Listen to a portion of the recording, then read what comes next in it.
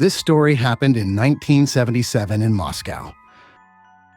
Returning home, an elderly woman heard a child outside the neighbor's door asking for help. The woman immediately called the police. Police officers quickly arrived and opened the apartment door. There was a little girl sitting in the hallway. She stared blankly at the police. One of them crouched down in front of her, asking if everything was okay, and the other went inside and saw a man's body in the room. There were traces of blood nearby. The girl's name was Anastasia Volkova. She was 5 years old. Her father, Nikita Volkov, was lying in the middle of the room. Someone killed him right in the apartment. The weapon of the crime was a knife. Little Anastasia was in a state of stupor, and she was taken to the hospital. Detectives examined the apartment. All valuables were in place, so the robbery version was almost immediately discarded. At that moment, Alyona Volkova, the wife of the deceased Nikita, appeared in the doorway of the apartment. Pale and confused, she stood on the threshold, not understanding what was happening. And when she realized she had a tantrum, she also had to call an ambulance. Nikita Volkov worked as a navigator in civil aviation. Neighbors claimed that the Volkov family was intelligent and prosperous, but someone killed the head of the family. Anastasia could have helped the investigation, but she was still silent. A few days later, Alina, alarmed, contacted the police. She stated that Grandpa went for a walk with Nastya, and neither of them returned from the walk.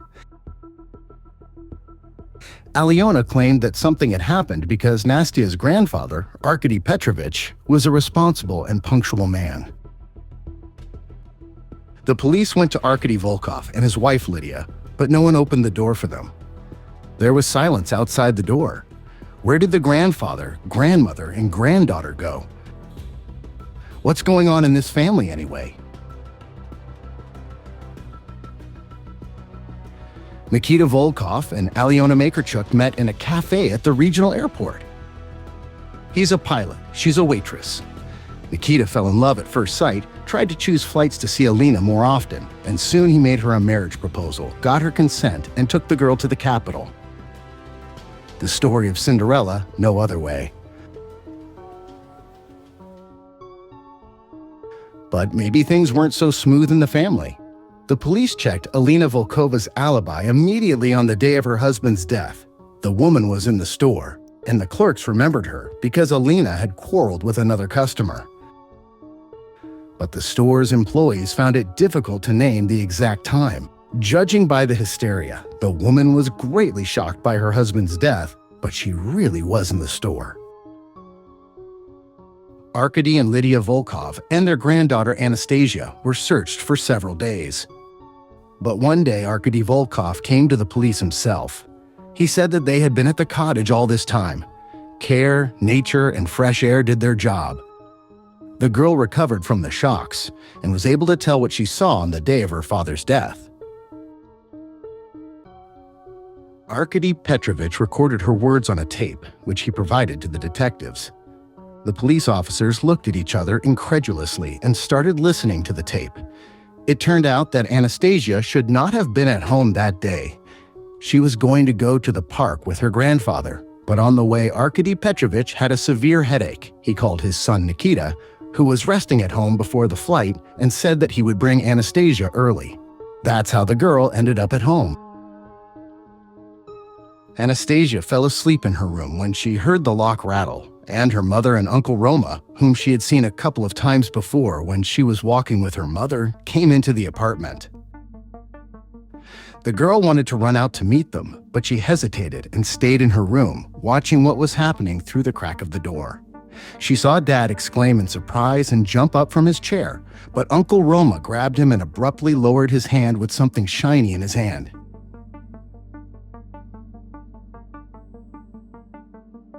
Dad fell to the floor, and Mom and Uncle Roma hurriedly left the apartment, slamming the door behind them.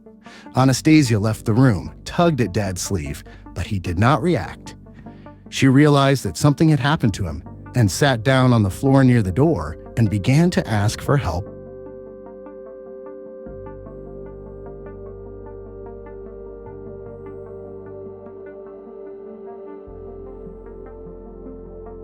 The detectives were stunned into silence. It turns out that the elderly veteran Arkady Volkov solved the case of his son's death for them. On the same day, Alina Volkova was detained. When she found out that her own daughter had already told her everything, she did not remain silent and confessed to the crime. Aliona Volkova was glad to move from a small town to Moscow, but she did not like her husband Nikita. "I tolerated it, but I didn't love it. She gave birth to a daughter, got used to the well-to-do life of a pilot's wife. Everything was fine, but she got bored. I wanted emotions, to feel wanted, to plunge into a storm of feelings. So Alina began to have boyfriends. First, it was a swimming coach, and then a police officer, Roman Kalyuzhny. Aliona tried to keep everything a secret from her husband, but the ardent Kalyuzhny sometimes made surprises for her, arriving with flowers when she, for example, was walking with Anastasia. Aliona didn't like it, but Kalyuzhny reassured her that Anastasia was small and didn't understand anything.